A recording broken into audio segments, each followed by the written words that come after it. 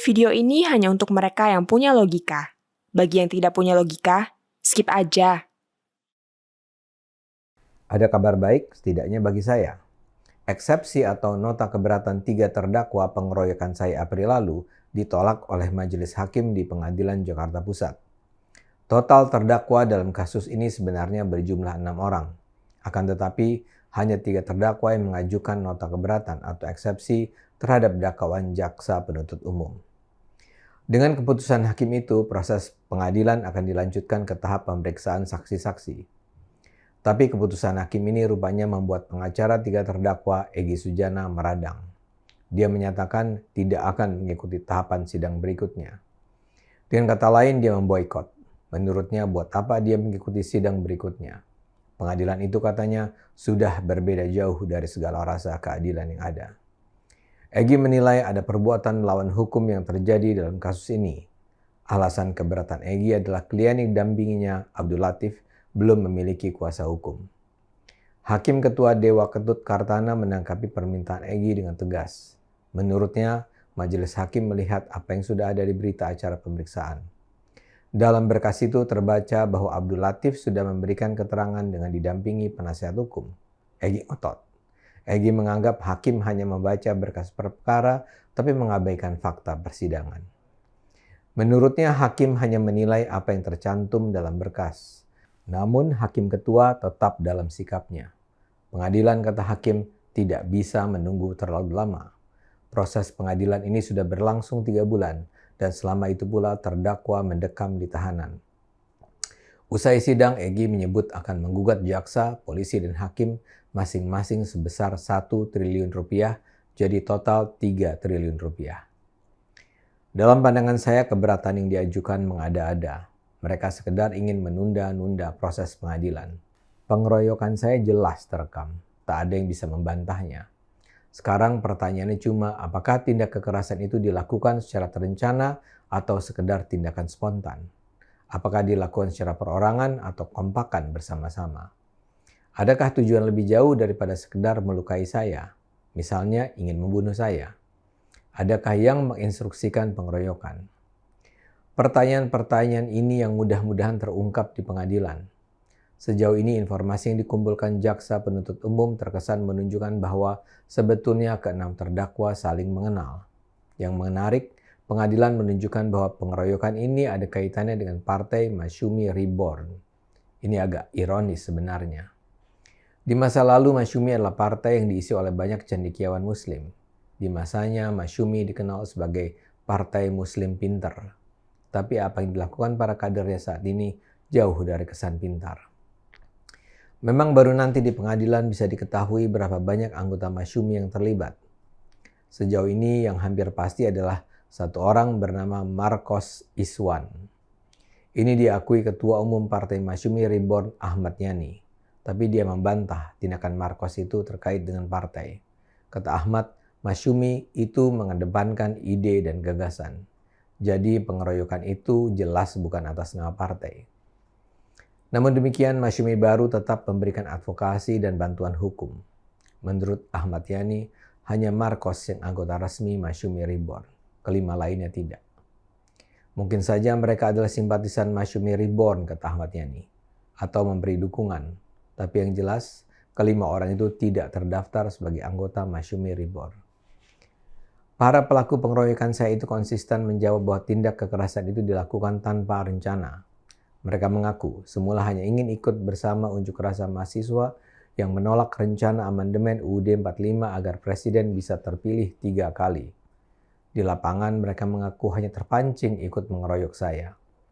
Mereka hanya terpicu dengan keadaan setelah mendengar orang-orang berteriak, "Ade Armando, Ade Armando." Mereka mengaku tidak tahu siapa yang memulai. Tapi begitu mereka melihat saya dipukuli, mereka pun ikut menendang dan memukuli saya. Tapi penjelasan para terdakwa ini berbeda dengan penjelasan jaksa.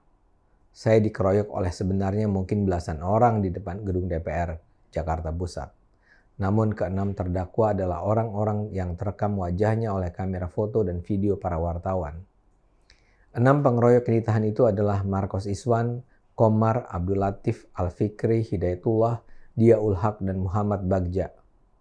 Berbeda dengan jawaban terdakwa, menurut jaksa, keenam terdakwa sudah saling mengenal satu sama lain di partai yang sama, yakni Partai Masyumi. Sebelum datang ke DPR, mereka juga janjian melalui pesan singkat SMS. Jaksa mengakui pada awalnya mereka datang bukan untuk mengeroyok saya. Mereka bermaksud ikut serta dalam unjuk rasa karena memiliki tuntutan yang sama dengan para mahasiswa. Jaksa juga menyatakan bahwa para demonstran dari Masyumi tidak mendapat izin dan tidak memberitahu pihak keamanan untuk mengikuti unjuk rasa itu. Seingat saya, pada awalnya unjuk rasa berjalan normal, sampai pada pukul 15 terjadi kericuhan ketika ada peserta unjuk rasa melempari mobil komando dengan menggunakan botol minuman sehingga saling dorong. Di lokasi itu ada saya. Saya dan beberapa kawan meninggalkan area demonstrasi untuk mencari kendaraan kantor yang diparkir. Karena kami menghindari aksi saling dorong, kami bergerak menuju wilayah di depan DPR yang lebih kosong. Yang saya tidak sadari, di wilayah itulah mereka yang mengincar saya menunggu. Mula-mula saya didatangi seorang ibu berjilbab yang marah-marah pada saya. Saya lupa kalimat persisnya apa. Tapi dia menyebut bahwa dia juga orang Padang dan malu dengan kelakuan saya sebagai orang Padang. Saya berusaha menjawab, tapi dia segera pergi. Kami meneruskan perjalanan. Ketika itulah terdengar teriakan, "Itu Ade Armando, keroyok."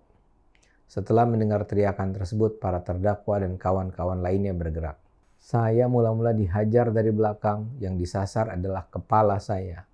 Setelah saya terhuyung-huyung, saya ditendang dari belakang sehingga saya berada posisi terjatuh duduk.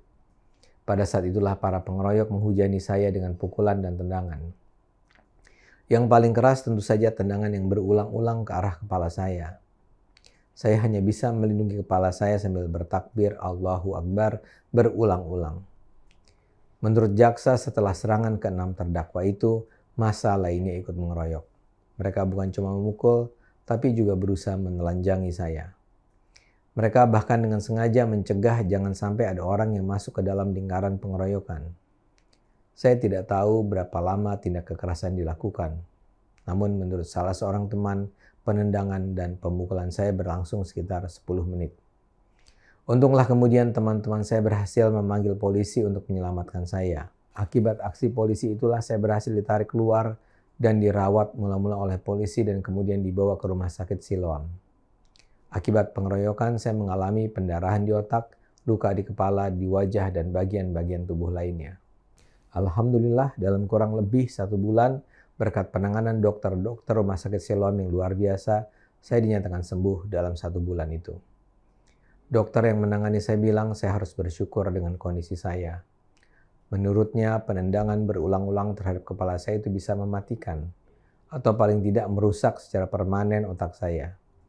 Sementara saya bisa dibilang memang menderita pendarahan di otak untuk beberapa minggu, tapi bisa kembali sembuh seperti sedia kala. Dari pengalaman dan penjelasan yang ada, saya sih tidak terlalu percaya bahwa pengeroyokan saya dilakukan secara spontan. Sekedar catatan, Anda pun mungkin tahu bahwa saat saya hadir di depan gedung DPR, sudah ramai berseliweran informasi bahwa saya berada di depan gedung DPR. Saya juga meragukan bahwa mereka saling tidak kenal. Tentu saya tidak ingin mengambil kesimpulan mendahului keputusan hakim. Biarkan proses pengadilan berjalan dengan benar. Semoga majelis hakim mengambil keputusan sesuai rasa keadilan. Ayo gunakan akal sehat, karena hanya dengan akal sehat negara ini akan selamat.